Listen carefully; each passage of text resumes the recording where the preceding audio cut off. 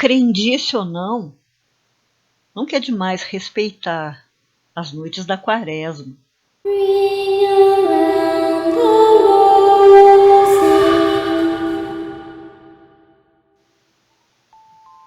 Boa noite, Doutora Plague abrindo as portas do sanatório, começando as noites da Quaresma desse ano. Eu gosto muito desse período de Quaresma. As noites ficam sombrias, a energia fica diferente. E mesmo que as tradições não sejam mais as mesmas, talvez nem existam mais, entidades e assombrações não estão nem aí para isso e continuam a circular nessa época, simplesmente porque essas tradições acabaram fazendo da Quaresma uma época com energias propícias para isso. Então, essa noite, temos uma história de Quaresma. Dessas que correm de geração em geração, que são contadas em frente aos fogões de lenha, pelos vovozinhos, pelas vovozinhas da roça. Uma carona para o diabo é uma história que vem de longe. Conta-se que em uma comunidade rural, antigamente, as pessoas respeitavam muito a Quaresma. Dormiam cedo, evitavam comer certas coisas, não saíam, não bebiam e rezavam muito. Mas o João, como vamos chamar o protagonista desse caso, não era assim tão radical. Para falar a verdade, ele já estava cansado do tédio de tanta penitência. Era católico, ia à missa, até respeitava as regras, mas realmente já estava de saco cheio de trabalhar na lavoura o dia todo e quando as noites de fim de semana chegavam, não podia se divertir. Ele pensou, se eu posso trabalhar, eu também posso sim me divertir. E a oportunidade surgiu quando soube de um baile num arraial vizinho. Era o que ele precisava. Então, na noite do baile, se arrumou todo, arrumou seu cavalinho companheiro e seguiram para o arraial assim que escureceu. Apesar de ser uma vila vizinha, tinha um bom caminho de estrada de terra pela frente. Tudo correu bem na festa, ele dançou, bebeu, se divertiu e logo chegou a hora de voltar para casa. Como o caminho era longo, por volta de umas 4 da manhã, ele já estava pegando a estrada. Estava frio e a neblina cobria quase tudo, tornando quase impossível enxergar 3 palmos frente do nariz. Mas o cavalo conhecia bem o caminho e seguiu. Só que aquela noite alguma coisa parecia estar incomodando o cavalo. Ele parecia agitado, um pouco arisco. Não estava cansado. Isso com certeza, porque durante toda a festa ficou em um estábulo tranquilo, com água e comida à vontade. Também não estava doente. A estrada era calma. João não entendia o que estava acontecendo. Mesmo assim, chegaram à vila onde moravam sem nenhum outro problema. Os moradores, inclusive, já estavam se preparando para trabalhar. Ali, todo mundo acordava muito cedo, antes do sol nascer. Ainda não tinha nem clareado e a neblina ainda estava densa. Alguns já estavam do lado de fora das casas, outros a caminho da lavoura, outros ainda abrindo as janelas. Mas todos eles olhavam de uma maneira estranha, quase assustada, para o João e o cavalo. Uma mulher chegou a fazer o sinal da cruz, fechou a janela rapidamente. E os cachorros que ele conhecia, que também conheciam, latiam para ele descontrolados. Muita gente se afastava ao vê-lo passar. João, claro, não estava entendendo nada. E a única coisa que passou pela cabeça era que sabiam que ele tinha ido a uma festa e estavam achando que ele era um herege. Mas estava tão cansado, ainda tinha de trabalhar, deixou isso para lá. Chegou em casa, deixou o cavalo no seu cantinho, dando água e comida. Foi quando sentiu um cheiro muito forte, vindo do bichinho. Era um cheiro de carne morta, de coisa podre. Pensou que deveria ter alguma coisa no estábulo que o deixou cheirando daquele jeito. e decidiu que assim que voltasse da lavoura, daria um banho nele. A essa altura o sol já tinha botado a cara quente para fora e João seguiu com suas ferramentas e uma marmita para a lavoura. Enquanto caminhava, reparou que as pessoas continuavam a olhar para ele de um jeito estranho. E no trabalho não foi diferente. Na hora do almoço, sentou-se com os amigos de sempre. E a primeira coisa que ouviu foi um deles perguntando se alguém estava sentindo um cheiro estranho desde que chegaram lá. Todos concordaram, menos João, que disse não estar sentindo nada ali na plantação, mas que tinha sentido antes no cavalo. E depois de algum tempo, com o cheiro incomodando tanto que alguns nem conseguiram terminar de comer, João se afastou para fumar um cigarro. E foi aí que todos perceberam que o cheiro tinha sumido. Era João que fedia tanto. O dia de trabalho transcorreu normal e ao fim da tarde todos voltaram para suas casas.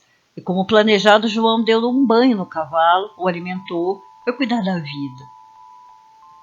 Só que o cheiro de carniça estava agora dentro da casa, forte e enjoativo, e parecia tomar conta de tudo. Ele olhou em cada canto, procurou algo morto, estragado, mas não tinha nada. Mesmo morando sozinho, mantinha sempre a casa limpa e organizada.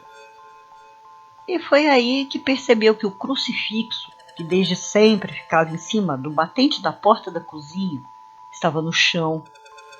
E era estranho, porque nunca tinha caído antes e estava bem preso. Ele o colocou no lugar e foi dormir. Estava cansado demais. E no dia seguinte pensaria numa solução para o cheiro. Mas aquela noite de sono não foi das melhores. João não conseguia dormir, mesmo estando muito cansado. E estava se sentindo febril. A cabeça doía muito e suava frio. Decidiu fazer um chá. Mas ao chegar na cozinha, viu que o fogão a lenha estava apagado, sendo que ele sempre deixava aceso. E para o seu espanto, o crucifixo estava de novo no chão. E o ar estava gelado. Por um segundo teve a impressão de ver pelo canto do olho alguma coisa passando da cozinha para a sala. Ele foi atrás, mas não tinha nada. Só uma sensação horrível de que não estava sozinho. Já estava amanhecendo.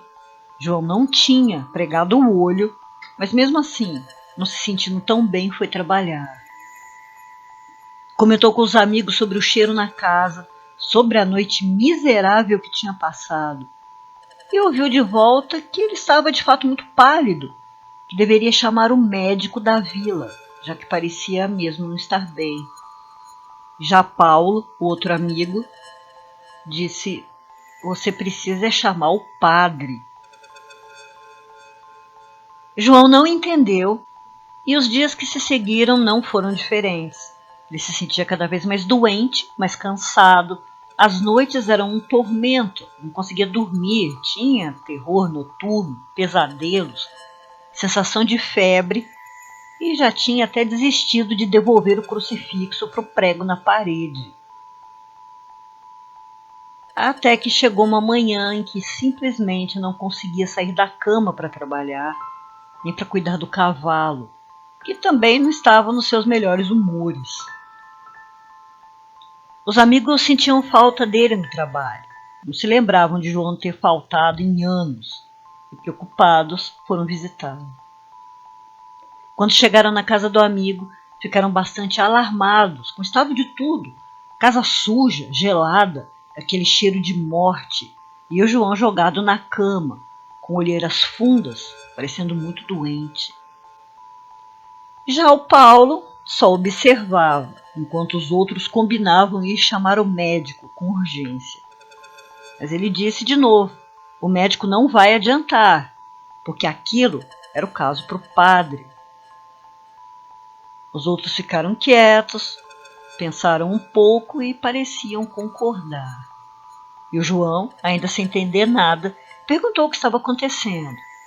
E foi aí que os amigos finalmente contaram. Disseram que quando chega a quaresma, as pessoas daquela vila obedecem à risca todas as recomendações desde sempre. Isso foi passado desde os primeiros moradores até as gerações mais novas. E não foi à toa, não era só uma crendice. O fato é que a estrada de terra que leva até onde eles moram há uma encruzilhada que se divide em 4 e leva a outras 3 vilas vizinhas, inclusive aquela da festa. O problema é que no meio daquela encruzilhada mora o diabo. Durante todo o ano, ele só se manifesta se é chamado por meio de rituais. Mas durante a quaresma, assim como todas as outras assombrações, ele está sem amarras, tem passe livre para ir onde quiser. E o que faz nessa época do ano é esperar que passe por ali alguém que tenha se desviado do que manda a igreja e pega carona com a pessoa, o acompanhando até em casa, ficando lá até o fim dos 40 dias de penitência, trazendo doenças e desgraças para os moradores da casa. Disseram também que na manhã em que João voltou da festa, todos na cidade viram que tinha alguém na garupa do cavalo com ele. A neblina estava forte ainda, não conseguiram distinguir bem a imagem, mas o cheiro que o acompanhava era inconfundível. Ouvindo aterrorizado o que os amigos contavam, João se lembrou que, de fato, sentiu como se em um certo ponto da estrada alguém tinha montado no cavalo. Sentiu que tinha mais alguém com ele na cela, mas como não via ninguém, achou que era só efeito da bebida. Na mesma hora, um dos amigos deixou a casa e voltou pouco tempo depois trazendo o padre, que fez uma oração forte, benzeu João, o cavalo, a casa e o estábulo. Na manhã seguinte, João já estava se sentindo bem melhor. O cheiro terrível de morte tinha sumido e o crucifixo estava em seu lugar, acima do batente da porta. Depois disso, João passou a fazer como os outros moradores e respeitar a época de penitência, para nunca mais precisar dar de novo uma carona para o diabo. Se você ainda não é nosso paciente, se inscreva, se interna com a gente. Toda semana tem histórias sobre tudo relacionado ao terror e ao horror. Deixa também o like, ativa o sininho, que assim você me ajuda a cuidar dos bichinhos resgatados das ruas e que vem morar aqui com a gente. Semana que vem tem mais histórias das noites da quaresma. Doutora Play fechando as portas do sanatório. Boa noite. Vão dormir.